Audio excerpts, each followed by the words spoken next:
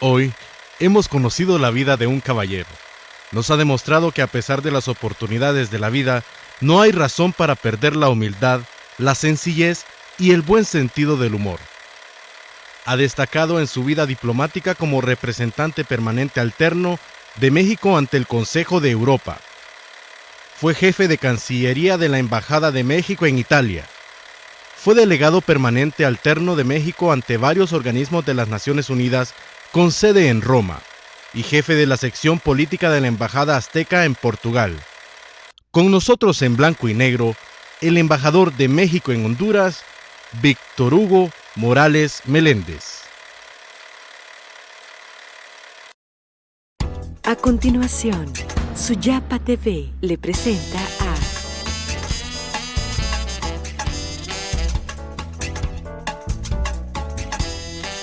Carlos Ramos en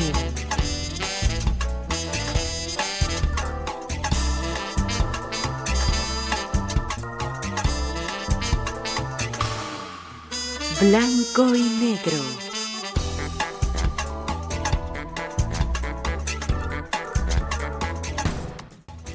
Les saluda Carlos Ramos, gracias por acompañarnos en un programa más de En Blanco y Negro, este día con un personaje que desde que llegó a Honduras, presentó sus cartas credenciales, ha mostrado un buen desempeño en esa parte diplomática.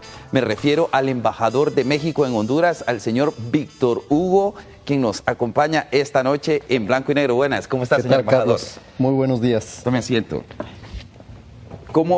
¿Cuánto tiempo tiene de estar en Honduras ya representando a México? Pues yo creo que ya es bastante como para saber que conozco Honduras, que estoy bien en este país, estoy muy contento.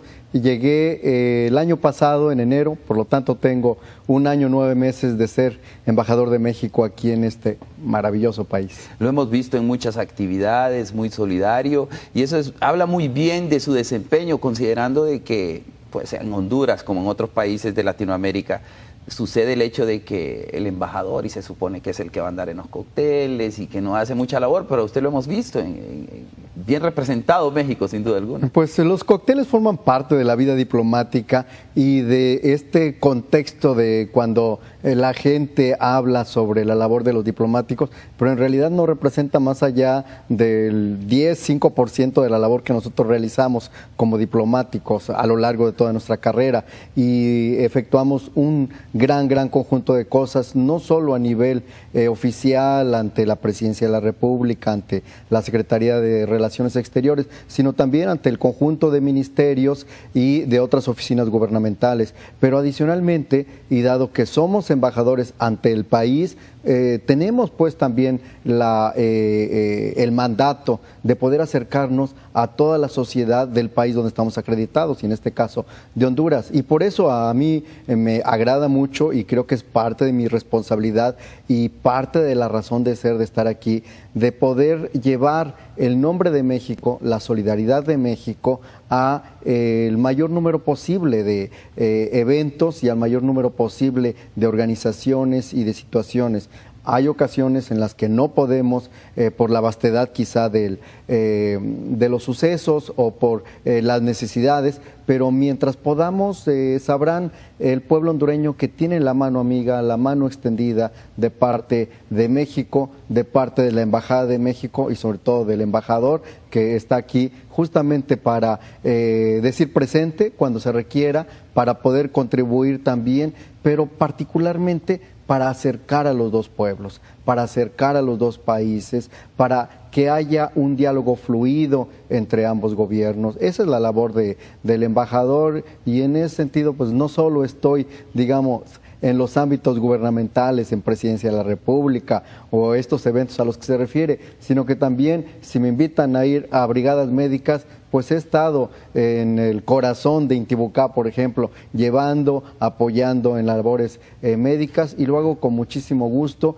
Tenemos un programa maravilloso que se llama Escuelas México, que están en 28 sitios de Honduras, a las que apoyamos directamente para que haya una mejor situación de enseñanza, y también sin tengo que ir a Concepción, Intibocá, o tengo que ir a Morolica, allá en Choluteca, pues voy y estoy en la escuela y veo que se apliquen bien los recursos y que la escuela tenga las condiciones de dignidad y sobre todo de capacidad para el proceso de enseñanza-aprendizaje. Así que, en efecto, hacemos muchas cosas, estamos muy atentos. Ahora los chicos de esta maravillosa asociación, un proyecto internacional que se llama Techo, también nos están buscando para ver de qué manera podemos contribuir con ellos para facilitarles una muy bonita labor, para facilitarles también un mayor acercamiento con algunas aldeas o con algunas agrupaciones. Y bueno, si México puede contribuir en algo,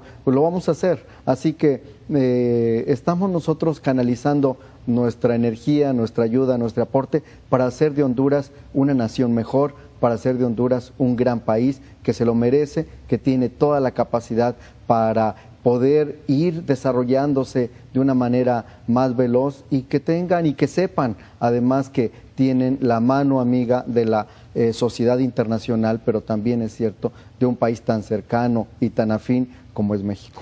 Señor embajador, ciertamente la carrera diplomática o toda actividad de la vida realmente es por vocación. ¿Usted desde muy chico tenía esa vocación de servicio?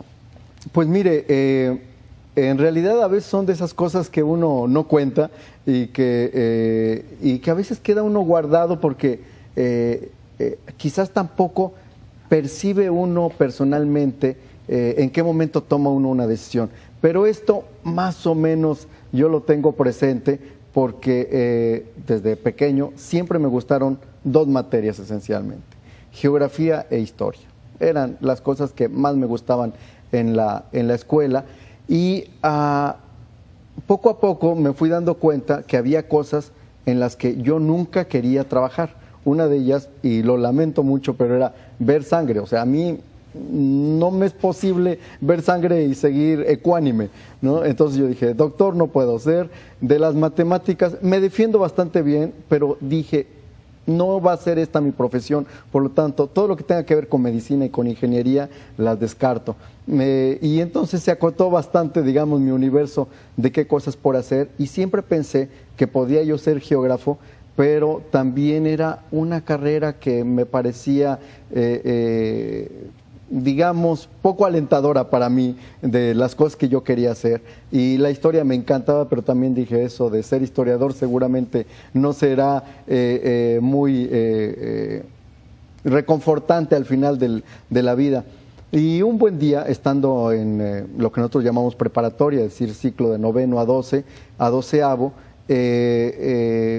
presentaron dos acontecimientos. Estando en Cuautla, en el estado de Morelos, que es donde... ¿Usted es oriundo de Morelos? Así es, del estado de Morelos. En este nivel bachillerato y en una escuela además de provincia muy alejada, pero con un director, Francisco León, por cierto, que se llamaba, muy activo y muy decidido a hacer grande la escuela, invitó en alguna ocasión al embajador de Japón a esta escuela a presentar lo que representa Japón, lo que es Japón. Hicieron una pequeña, porque la escuela era pequeña, una pequeña exposición de fotografías de Japón y algunas otras cosas, y él mismo hizo la presentación, y posteriormente de otro país que ahora no recuerdo, fue el agregado cultural. Y entonces pensé que era algo muy alentador, que uno pudiera andar por el mundo dando a conocer lo que es el país de uno mismo, y dando a conocer sus fortalezas, dando a conocer su historia y dando a conocer su ubicación geográfica y lo que es y lo que representa y las cosas que podemos ser. Entonces ahí me quedé con la idea de que eso de ser diplomático podría ser una cosa muy positiva. Y yo estaba estudiando el bachillerato en contabilidad. O sea, yo de origen soy técnico en contabilidad y ahí en el bachillerato lo estudiaba, pero tampoco es que era algo muy gratificante para mí, pero ahí mismo se presentó esta oportunidad. Y después, viendo ya casi entrando o saliendo del bachillerato y decidiendo qué tenía yo que hacer de mi vida, Lo más cómodo era ser contador porque tenía yo las bases de técnico en contabilidad, o ser administrador porque las universidades cercanas lo permitían y facilitaban la oferta de esta carrera, pero decidí pedirle a un amigo que tenía contactos en la biblioteca de la Universidad Nacional que me diera el currículum de todas las carreras que ahí se ofrecían, y ahí descubrí que existía una carrera que se llamaba Relaciones Internacionales. Estaban los objetivos, la capacidad que deberían tener las personas que querían cursarlo y los ámbitos de trabajo. Y cuando leí yo dije, creo que esto es lo que quiero hacer, entre otras razones porque incluía mucho historia e incluía mucho geografía. Yo dije, es lo que me gusta y en un ámbito un poco diferente, me parecía más práctico. Y entonces en ese momento decidí que tenía yo que estudiar Relaciones Internacionales, que podría ser algo divertido, que podía ser algo también reconfortante como estudio, y lo fue, la verdad, 4 años maravillosos de estar estudiando Relaciones Internacionales en la Universidad Nacional, de donde soy egresado. Fueron grandes momentos, pero conforme pasaba la carrera, uno decía, caramba, esta es una bella carrera para estudiar, pero seguramente muy difícil para encontrar trabajo, y era complicado, y ahí uno es cuando se empieza a preguntar, ¿realmente elegí bien la carrera o debía haber elegido administración, que siempre habrá trabajo, o contabilidad, que siempre habrá un campo laboral cercano a uno incluso para poder hacerlo? Y en cambio uno dice, bueno, y después de la universidad, ¿a qué me dedico? Pero por fortuna también, terminando la carrera, prácticamente terminando a los 3 meses de haber concluido, la Secretaría de Relaciones Exteriores de México sacó una convocatoria para un concurso público de oposición para ingresar al servicio exterior de carrera. Soy diplomático de carrera y pues bueno, un poco con las bases que tenía, preparándome un poco más, a la mitad de la carrera tuve la buena ocurrencia de estudiar una segunda carrera, en este caso de administración, porque dije, tampoco me voy a quedar sin trabajo, pero la vinculé mucho, dado el plan de trabajo que existía, y estoy hablando de la Universidad Autónoma Metropolitana de la Ciudad de México, lo vinculé mucho a las materias que me servían para mi principal carrera, es decir, historia, teoría de la ciencia política, mucho de redacción, mucho de buena lectura, mucho de fortalecer el español como un proceso de expresarse uno mismo.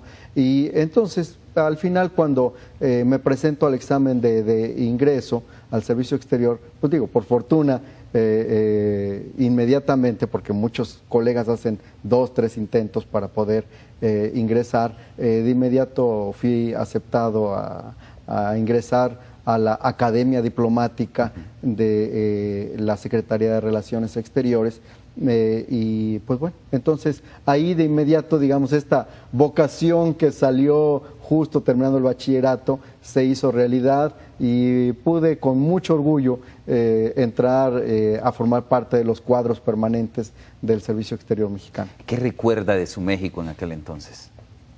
Bueno, yo viví en un México muy complicado, si ponemos el contexto en el que estoy hablando de la década de los 80, para los que vean que tengo una cierta edad, digamos, mi juventud transcurre en la década de los 80, y es un momento muy complicado no solo para México, para toda América Latina. Es la década perdida de toda América Latina, en la que muchos de nuestros países realmente tenían inflaciones altísimas. Algunos del Cono Sur tenían inflaciones que se denotaban en miles, o sea, de 1000%, y en México llegamos a 150% de inflación en la década de los 80, que es altísimo, que es incontrolable, y esto se reflejaba pues en la vida normal y cotidiana de la gente, ¿no? Y con una baja de empleos, un México empezado muy fuerte en la década de los 80 por el tema del petróleo, y al final tratándose de retraer para poder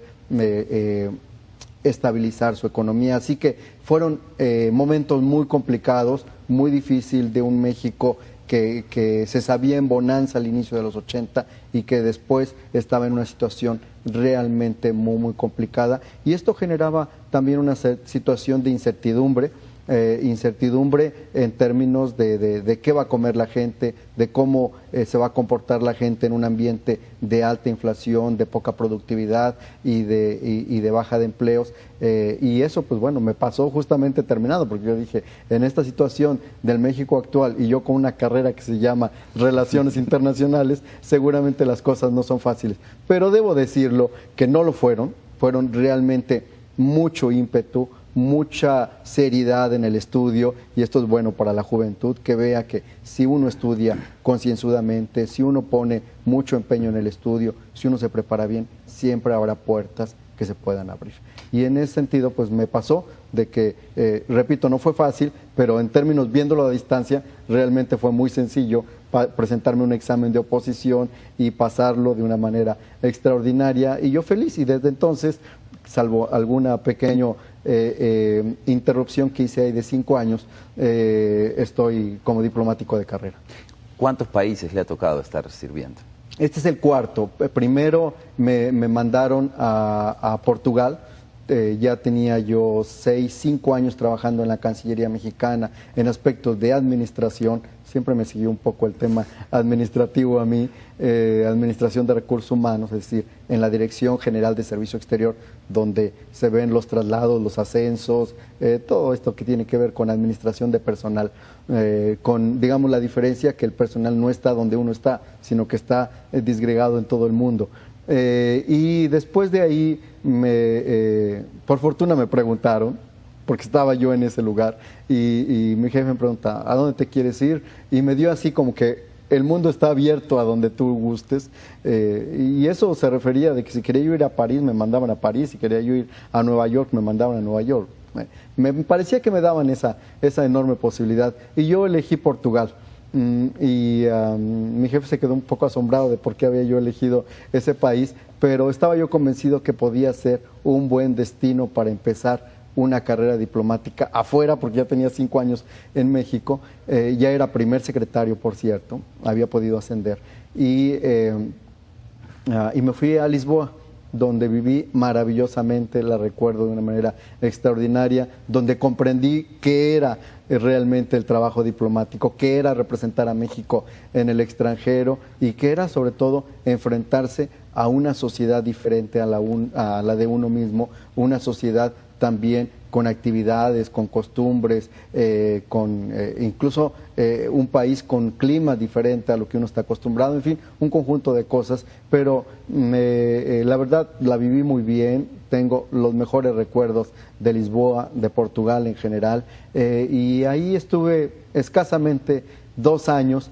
porque mi jefe se regresó a México, que no era embajador de carrera, y me ofreció que yo lo acompañara en una aventura política que duró durante 5 años, y yo encantado también de regresar a México, así que mi primera experiencia diplomática como tal fue muy veloz y muy fugaz, y regresé a México muy bien, porque además trabajé en la Secretaría de Agricultura, lo que me permitió ver desde una óptica diferente lo que es México, verlo también de una manera más amplia, porque me permitía viajar por muchas partes de México y estar atento a las necesidades, sobre todo de un sector que siempre está desfavorecido, como es el México rural, y entonces eso me dio un feeling muy diferente a lo que era el país, a lo que teníamos que hacer, a las cosas que podíamos nosotros ayudar, a que el diplomático no es el que se sube en una torre de marfil y está dictando ahí los avatares o los destinos de la vida de las relaciones internacionales, sino que también es una persona que debe ser sensible a las necesidades no solo del país que representa, sino del país en el que está representando. Así que a mí esto también me permite, pues, en todos lados donde voy, poder viajar y poder tratar de entender a las personas comunes, a las personas que están haciendo su vida cotidiana en diferentes ámbitos, y viajar es muy relevante al interior del país donde uno está, porque le permite tener esta sensibilidad y ese sabor y ese conocimiento de lo que hacen las personas. Así que sí, regresé a México estando en agricultura, me permitió justamente esta posibilidad de entender muchísimo mejor a México y de conocer muchas otras áreas de México que no conocía. Y terminando esta aventura política que me hizo pasar incluso por el Ministerio del Interior y después tenía yo que regresar a la carrera diplomática porque soy de carrera y simplemente me habían asignado a estas secretarías de Estado, pues habría también que negociar el regreso. Y por fortuna siempre hay buenos amigos y buenas formas de hacer las cosas, y traía yo algo que pocos tienen en el ámbito de las relaciones internacionales, en el ámbito del cuerpo diplomático. Es un conocimiento del ambiente, del ámbito, del tema agrícola. Y un poco con eso me presenté. Yo dije, bueno, pues poca gente en el Servicio Exterior Mexicano puede conocer mejor que yo el tema exclusivamente agrícola. Según serán expertos y mucho mejores que yo en otros muchos temas. Pero dado que yo había trabajado en el Ministerio de Agricultura, me permitía tener un mayor conocimiento que muchos otros de mis colegas. Y entonces les planteé, les digo, pues si tengo esto, no desaprovechen la experiencia que traigo de fuera del Servicio Exterior y mándenme a nuestra delegación en Roma, que se encarga de los asuntos de FAO, de la Organización de las Naciones Unidas para la Agricultura y la Alimentación, que tiene además otros dos componentes ahí en Roma, que es el Programa Mundial de Alimentos y el Fondo Internacional de Desarrollo Agrícola. Entonces, muy sabios mis jefes en la Cancillería dijeron, pues sí, lo mejor es mandarlo a que siga en este ámbito y que aporte su experiencia en materia agrícola representando a México como segundo, era yo consejero en ese momento, en las organizaciones vinculadas al eje de la agricultura en Naciones Unidas con sede en Roma. Así que después de ahí me fui a Roma y estuve representando a México en la FAO, en el FIDA, en el PMA, por bastante tiempo, unos 4 años y medio, atendiendo pues las cuestiones que vinculan a México con estos ámbitos tan relevantes para México. México sigue teniendo el 25% de su población en el ámbito rural, y eso es muy, muy importante. Claro que hay una aportación muy baja y cada vez menor, de un 5% del Producto Interno Bruto mexicano se genera en el sector agrícola, pero siempre será muy relevante y es incluso parte de donde se origina buena parte de la identidad nacional de México. Así que por muchas razones este ámbito me gustó, es muy interesante y me permitió dar el salto nuevamente al continente europeo y estar en Italia. Perdón, señora, 4 años estuvo en Roma.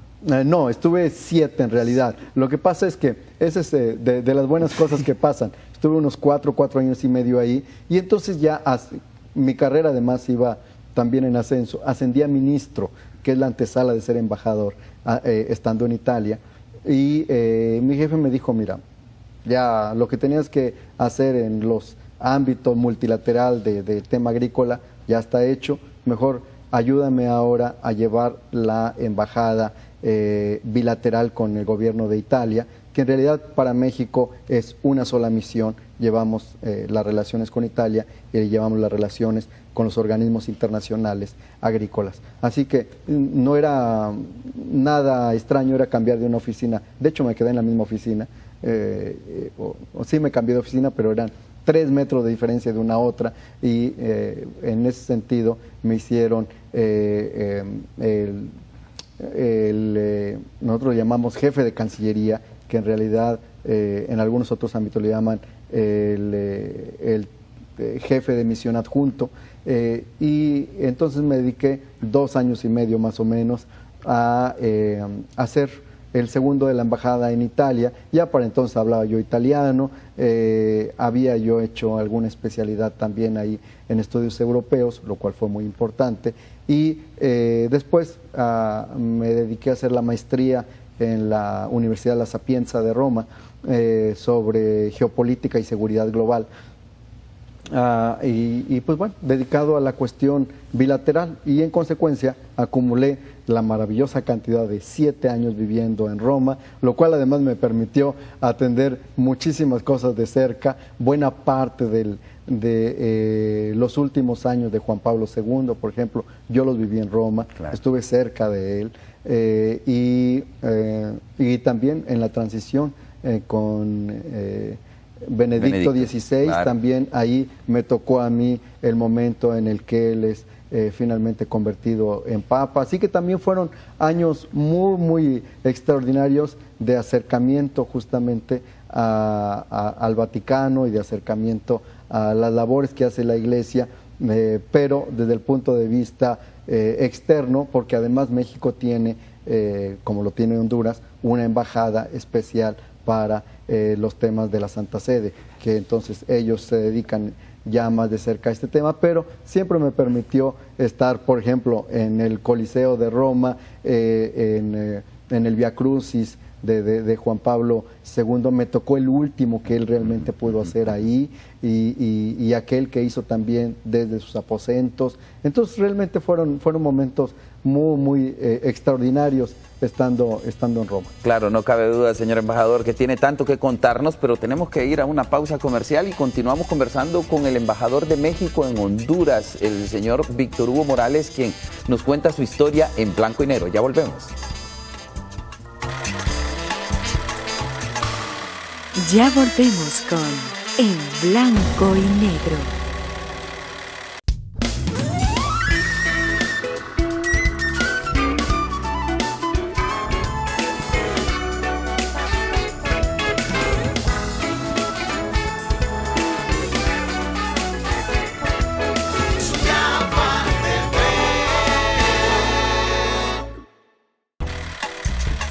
Continuamos con En Blanco y Negro. Continuamos en blanco y negro con el señor embajador de México en Honduras, Víctor Hugo Morales, que nos cuenta ya, bueno, 2 viajes ya, Portugal e Italia. Sí. ¿Aprendió a hablar portugués? Portugués sí, e italiano también. Los aprendí bastante bien y me encantan los dos. Me encanta leer en portugués, me encanta leer en italiano. Realmente fue extraordinario. En Portugal había yo hecho un curso previo de portugués antes de ir a Portugal, y de Italia, en Italia en realidad, como iba yo a asuntos multilaterales, no es que requería yo demasiado el italiano, pero después de 4 años y medio ya me había familiarizado muchísimo con el italiano cuando ya me encargué de los asuntos bilaterales. Así que ahí estuve en esas 2 adscripciones, y después de 6 años en Italia, yo pensé que ya era un ciclo que debería de cerrarse, y aprovechando el cambio de gobierno en México, solicité que me trasladaran en algún otro lugar. De hecho, quería yo retornar a México, porque siempre es bueno regresar a la patria, por diferentes circunstancias me dijeron que debería yo permanecer todavía en Italia, lo cual no es absolutamente nada desagradable, todo lo contrario. Yo dije, perfecto, me quedo un año más en Italia, pero a la mitad de eso tuve una muy buena llamada de alguna embajadora muy relevante, quien me invitó a trabajar con ella también como jefe de Cancillería a un país que por las cosas que se manejan es también muy importante, y era ir a Bélgica, estar en Bruselas, en nuestra embajada, que no solo lleva los asuntos bilaterales con el Reino de Bélgica, también lo lleva con el Gran Ducado de Luxemburgo, pero particularmente y muy importante lleva los temas relativos a la Unión Europea, lo cual nos llenaba de muchísimo trabajo y de mucha relevancia a esta embajada, una embajada importantísima para México, y en ese momento también llevábamos los temas del Consejo de Europa, que estando en Estrasburgo, así que teníamos 4 grandes temas que tratar, pero particularmente Unión Europea, que era muy, muy relevante, y fue muy formativo también. Fueron también 4 años y medio de estar en Bruselas, viendo temas al mismo tiempo bilaterales y al mismo tiempo estas relaciones sui generis que existen entre un país y algo que no es un país, que no es un Estado, pero tampoco es una organización internacional clásica, lo que es la Unión Europea, que es un proceso de integración, el más avanzado que existe, el de mayor tradición, el de mayor éxito, a pesar de los avatares de los últimos años. Realmente es un fenómeno político de gran relevancia, tanto como la creación de los estados nacionales hace varios siglos. Entonces siempre fue muy, muy importante, y por eso decía yo que había yo tenido la buena fortuna en Roma de hacer una especialización en estudios europeos, porque eso me permitió insertarme realmente de manera muy rápida y entender la naturaleza y el funcionamiento de los órganos principales de la Unión Europea y saber qué cosas podíamos nosotros realizar. Así que ahí estuvimos realmente arduo trabajo, muy fuerte. Era casi agobiante la labor que hacíamos, porque era indispensable posicionar a México al interior de la Unión Europea, que se considerara que teníamos nosotros un gran potencial de ser un socio privilegiado para los europeos, y creo que lo logramos. Al final nos reconocieron como socios estratégicos, y para entonces solo habían reconocido a 8 países como tal. Entonces para nosotros fue muy relevante que la Unión Europea se focalizara en México como un socio con el cual podía tener algunos temas estratégicos que tratar, y contábamos ya además con el acuerdo de asociación que acaba de ingresar, que acaba de entrar en vigor con Honduras, que tiene 3 pilares muy relevantes: el político, el económico y el de cooperación, y adicionalmente con una cláusula democrática que también es muy importante para los europeos, pero sin duda que es también relevante para los estados que lo firman, porque le permite a uno también tener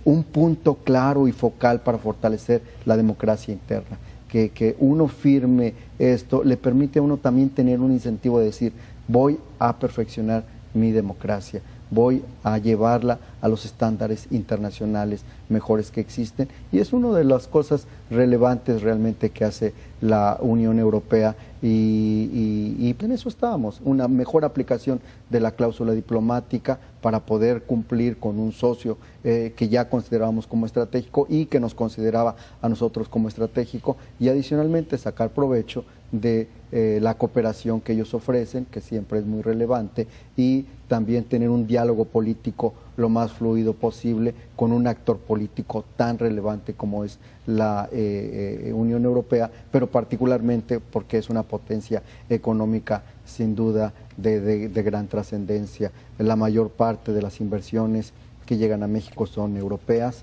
Tenemos un buen nivel de comercio y deberíamos de incrementarlo muchísimo más con Europa, pero lo importante ahí es que ellos nos venden sobre todo maquinaria destinada a la producción de México, es decir, fortalece el sistema productivo mexicano, lo que nosotros le compramos a Europa. No compramos bienes de consumo final a los europeos, sino particularmente este tipo de cosas que ayudan a capitalizar y a fortalecer la economía mexicana. Así que realmente la relación con Europa fue particularmente relevante, y particularmente atractivo también poder estar en un país ya muy alejado de mis estándares de clima como es Bélgica, y poder ver por primera vez la nieve, por ejemplo. Bueno, ya la había visto un poco antes en alguna otra, pero como turista, pero vivirla como tal en todo un invierno, estar metido en nieve, lo cual es una experiencia además que uno tiene que vivirla, y si a uno no le explican de pequeño los cuidados que uno debe tener, pues de repente uno hace cosas indebidas con la nieve, y el clima se lo cobra a uno, pero aprende uno muchísimas cosas y disfruta uno también. Luego llega y le dicen va para Honduras. Cuéntenos esa transición, cómo llega al país. Pues yo estaba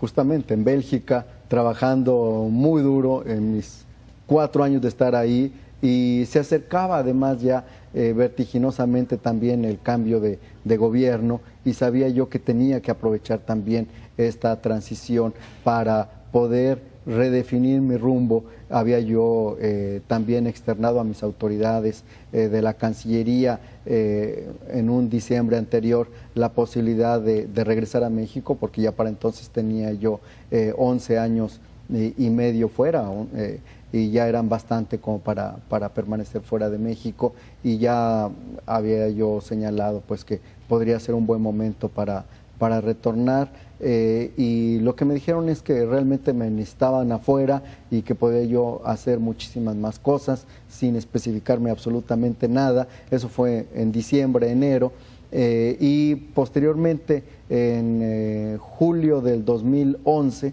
me avisan mediante una llamada telefónica para decirme que el presidente de México me había nombrado embajador en Honduras, y ahí cambió en buena parte de mi vida. Era la primera vez que tenía yo el enorme honor, el gran privilegio de servir a México como embajador, y sobre todo hacerlo en un país tan querido, tan cercano, tan entrañable de amistad para México como es Honduras. Creo que era una enorme responsabilidad en la cual me tenía que preparar, y por fortuna para los embajadores los tiempos de traslado son muy largos, y eso me permitió desde Bélgica poder preparar justamente mi misión en Honduras, leyendo mucho más de Honduras. Digo, como internacionalista, cosas aprendí en la universidad, muchas cosas nos enseñan sobre América Latina en la Academia Diplomática, pero ya focalizar el estudio en Honduras era una cosa diferente. Así que si esto fue en julio, el Senado de la República a mí me recibió en noviembre, porque nosotros los embajadores cuando somos asignados tenemos que comparecer en el Senado de la República para que ellos nos ratifiquen el nombramiento que nos da el presidente de la República. Así que preparé mi programa de trabajo, mi visión sobre lo que podría hacer México aquí en Honduras, las actividades que teníamos nosotros que desarrollar, las presenté a los señores senadores y aprobaron mi nombramiento. Afortunadamente todo marchó muy bien, y pues ya me regresé a Bélgica a preparar mi traslado, y en diciembre me fui a México a vacacionar, y los primeros días de enero del 2012 ya finalmente aterricé en Toncontín para poder presentar las copias de mis cartas credenciales, para entonces al ingeniero Corrales, que era el secretario de Relaciones Exteriores, y posteriormente, en unas cuantas semanas, el presidente Lobo tuvo a bien de recibirme en casa presidencial para presentarle las cartas credenciales, y ya de esa forma se normalizó todo el proceso, que tarda más de 6 meses para poder llegar y poder ya trabajar aquí en Honduras. Señor embajador, después del corte me gustaría que me explicara cuál es su visión en torno, porque le tocó venir en un gobierno de unidad, en un gobierno en donde la sociedad de alguna medida por asuntos políticos se encontraba dividida, pero después del corte quiero que me explique esa experiencia. Ya regresamos en Blanco y Negro. Ya volvemos con En Blanco y Negro.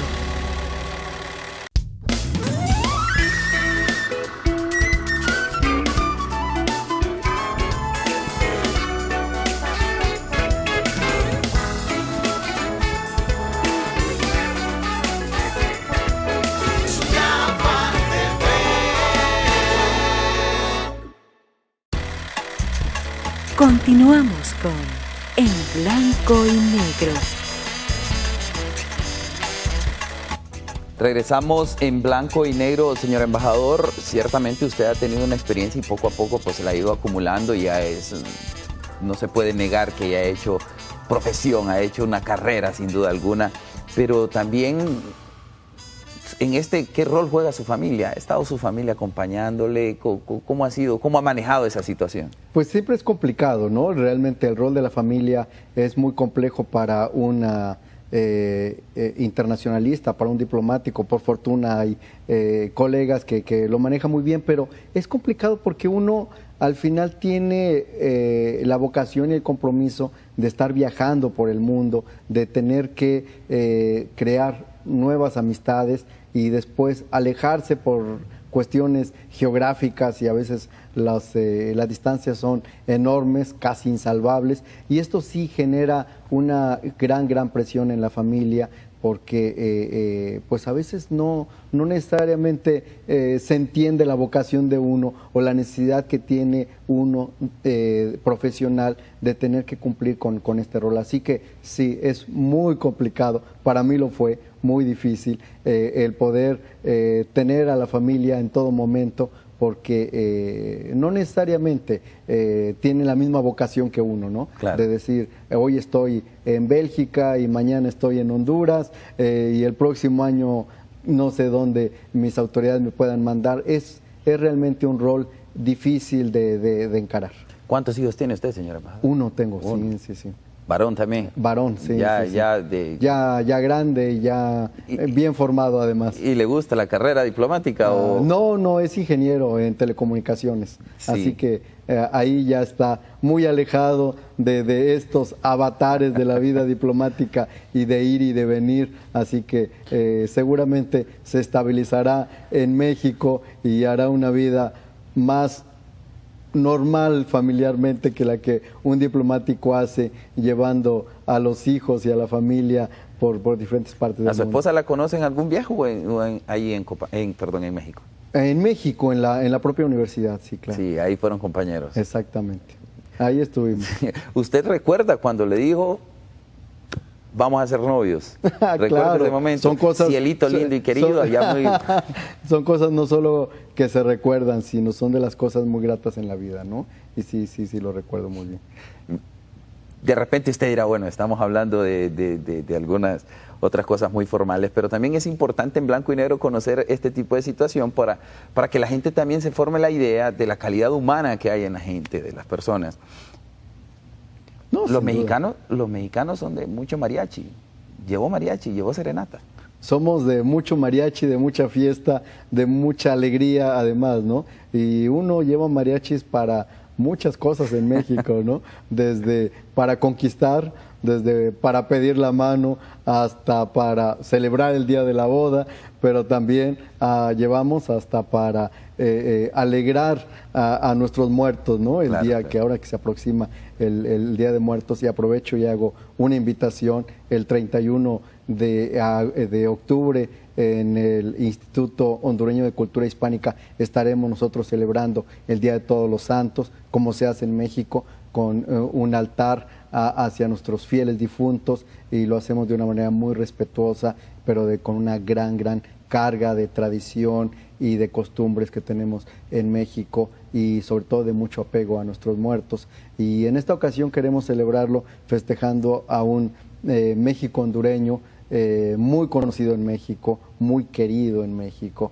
que fue Johnny Laboriel, claro. de origen hondureño, y le estaremos celebrando justamente dado que recién falleció. Y pues bueno, es abierto, queremos que la gente vaya y conozca lo que nosotros hacemos el día de Todos los Santos, de los fieles difuntos. Nuestro altar estará ahí puesto, y repito, es una tradición que mucho queremos, que mucho apreciamos los mexicanos, y también ahí llevamos, no sé si en esta ocasión aquí en Honduras, pero en México en muchas ocasiones llevan mariachi, así que el mariachi está presente en buena parte de nuestra vida. Es una tradición que hemos no solo creado, sino fortalecido y expandido en el mundo. El mariachi forma parte ya también de la identidad mexicana, donde quiera uno que se pare en el mundo, y le permite al país tener justamente una claridad de cómo tener una marca país, por ejemplo, a través del mariachi, ¿no? Y aquí existe, y nos permitió expandirlo en términos de que los propios países se apropiaran de esa música, y en Honduras se vive, se siente, se goza también la música del mariachi, forma parte de la propia identidad de ustedes, y me dicen que en otros países donde no he estado viviendo, pero por ejemplo que en Colombia también el mariachi es parte cotidiana de la vida de las personas y seguramente en toda América Latina, pero también en algunos otros lugares hay, yo sé que en Japón hay mariachis mexicanos que cantan muy bien y en Italia, por ejemplo, teníamos uno con un nombre extraordinario que se llamaba Roma Titlán. Roma por Roma y Titlán, que son las terminaciones de muchas palabras en náhuatl, entonces una muy bonita combinación y desde Roma viajaban por buena parte del sur de Europa llevando su música y no necesariamente eran mexicanos, ¿no? Y en Bélgica vi mariachis con muchachos rubios y cantando en español, entonces sí, la verdad el mariachi se ha convertido en una marca país, en una forma de distinguir a México y de llevar nuestra alegría, nuestra felicidad, a veces también nuestras frustraciones, ¿no? Ahora que nos cantan lo de Cielito Lindo, también forma parte de lo que somos nosotros y tenemos la comida y tenemos los tacos que también son muy conocidos por todo mundo, en todos lados y eso también contribuye muchísimo a poder darle identidad a México. Claro, también no podemos negar la parte aquella futbolística, en donde México, de alguna medida, señor embajador, y con todo el respeto, pues está en una crisis. ¿Cómo lo vive en diplomático, por ejemplo, el fútbol, que es tan mexicano también, tan latinoamericano? Pues mire, yo no sé si podríamos hablar de una crisis, quizás es un momento de una situación difícil. Hay que recordar que no más allá de 12, 13 meses, México se convirtió en campeón olímpico de fútbol. O sea, es muy reciente el hecho de que por primera vez la CONCACAF, no solo México, tiene una medalla olímpica en fútbol y la tiene en oro. Y eso lo aporta México y es 2012, no estamos hablando de hace muchísimo tiempo. Y podríamos hablar del fútbol mexicano, que pues son los mexicanos que están en Europa y muchos de ellos están triunfando y hay nombres tan relevantes como Carlos Vela o el propio Chicharito. Pero quizás lo que haya fue malos resultados de la selección, ¿no? Y en eso está, en un proceso en el que hay muchísimos factores. Pero alguien me decía, embajador, la semana pasada, embajador, debe estar usted muy triste. Le digo, triste, nosotros no tenemos por qué estarlo. Estaremos preocupados y alertas, ¿no?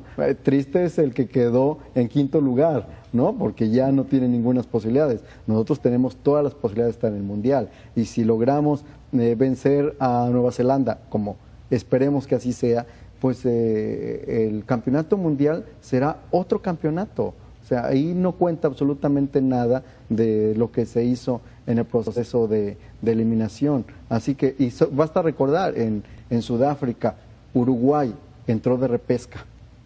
O sea, entró ya, como seguramente entrará a México, y quedó en tercer lugar. O sea, tampoco es que vamos a generar una situación de crisis mental por algo que puede ser perfectamente salvable. ¿Y por qué no pensamos que México puede ser el Uruguay de Sudáfrica, ¿no? Y hacer un excelente torneo. Así que todavía tenemos grandes esperanzas de poder triunfar frente a Nueva Zelanda y de estar en Brasil y de esa manera hacer de torneo de Brasil un torneo muy, pero muy latinoamericano. Si Uruguay en esta ocasión también le gana a Jordania, que es la otra repesca, y México le gana a Nueva Zelanda, seremos muchísimos latinoamericanos o muchos americanos, incluyendo Estados Unidos, que también estaremos en Brasil representando esta parte del mundo y ojalá que, como también ha sido tradición en estos torneos, se quede la Copa del Mundo aquí en nuestro continente y ojalá que sea un latinoamericano, ¿no? Señor embajador, ¿usted jugaba fútbol de niño, de joven? Sí, jugaba bastante jugué de pequeño, muchísimo, me encanta el fútbol, me sigue gustando. Y dentro de sus planes como embajador, bueno, ya lo hemos visto correr, ha participado en caminatas.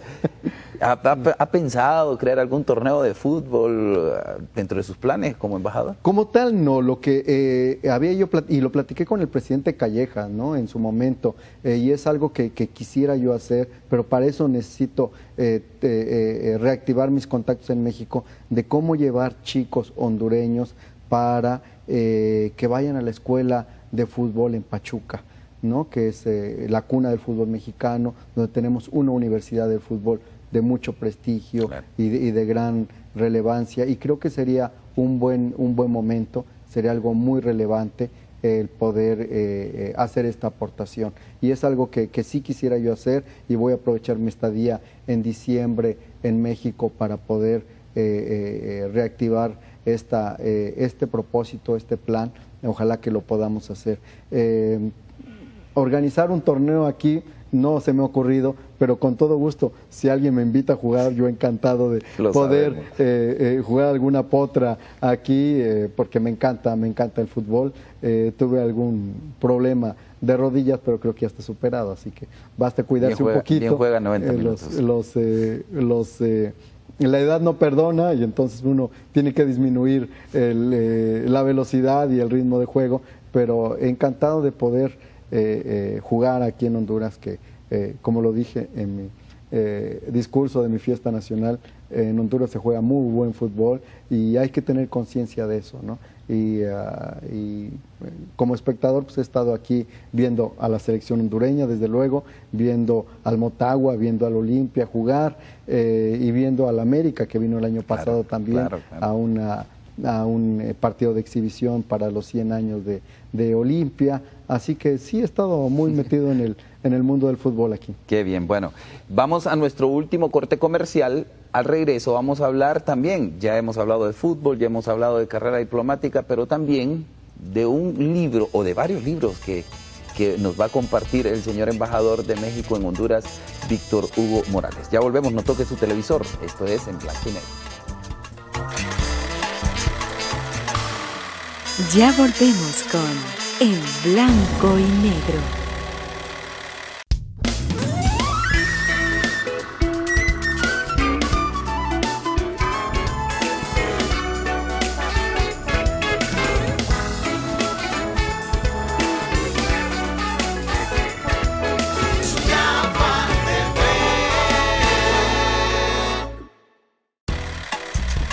Continuamos con En Blanco y Negro.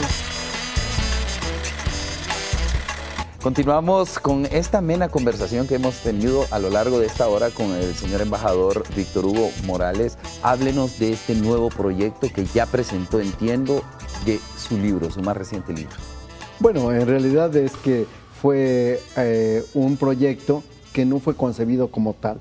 Yo cuando llegué a Honduras, lo que quería, entre otras muchas cosas, era proyectar la literatura mexicana, dar a conocer aún más, porque se les conoce bien, a los grandes escritores mexicanos, y aproveché el año pasado que sucedió un lamentable acontecimiento, la muy rápida muerte de Carlos Fuentes, y rápida porque estaba realmente con gran vitalidad, estaba escribiendo, acaba de regresar de la Feria del Libro de Buenos Aires, cuando alguna cuestión de salud de inmediato se agravó y murió el mismo día.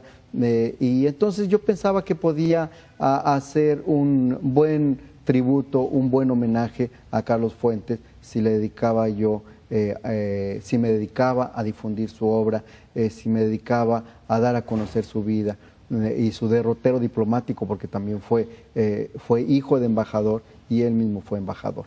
Y entonces justamente pedí a la Universidad Pedagógica Nacional y al Museo del Hombre Hondureño la posibilidad de hablar de Carlos Fuentes. Me abrieron muy generosamente las puertas y ahí di esta conferencia sobre Carlos Fuentes y muy centrada no solo en su vida, sino particularmente en las dos ocasiones en las que a mí me tocó tratar con él. Una en Roma, cuando hizo un periplo por todo el mundo festejando sus 80 años, y posteriormente también en Bélgica, donde también tuvo él un acto muy, muy relevante. Y entonces de ahí construí esta conferencia, que fue muy exitosa. Después otros 2, 3 instituciones me pidieron que la replicara, y con todo gusto lo hice. Y este año se cumplieron los 15 años de fallecimiento del mejor poeta que ha dado México, que es Octavio Paz, Premio Nobel de Literatura.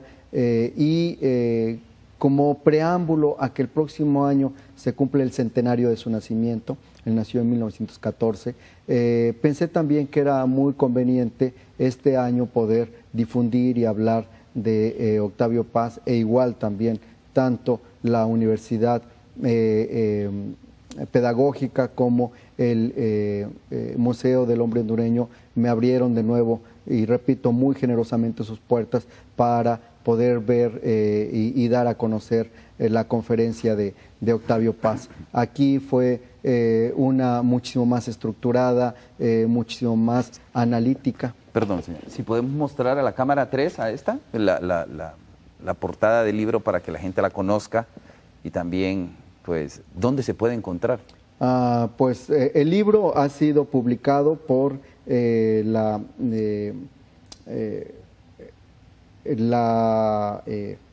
alcaldía del municipio central.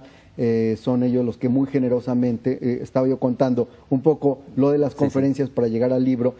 Teniendo tal éxito el libro, a mí me dijeron, ¿por qué no aportas tus 2 conferencias y hacemos un libro? Porque esto permitirá poder difundirlas mejor. Y yo les dije, pues encantado, ahí tienen, y hagan con mis conferencias lo que mejor les convenga. Entonces y debo de decirlo, particularmente Lorenza Durón, quien a través de la alcaldía hizo posible este ejemplar, este libro, uniendo ambas conferencias, y ella ha podido, pues, distribuirlo a través de la alcaldía. Y yo también, si las personas me lo piden, con todo gusto lo damos, dado que es un proyecto de esta naturaleza, pues no tiene ningún costo, no queremos hacer lucro de esta situación, y realmente está accesible a quien lo solicite, y con todo gusto se los damos. Y yo lo he repartido en algunos lugares. Con todo gusto este ejemplar será para usted.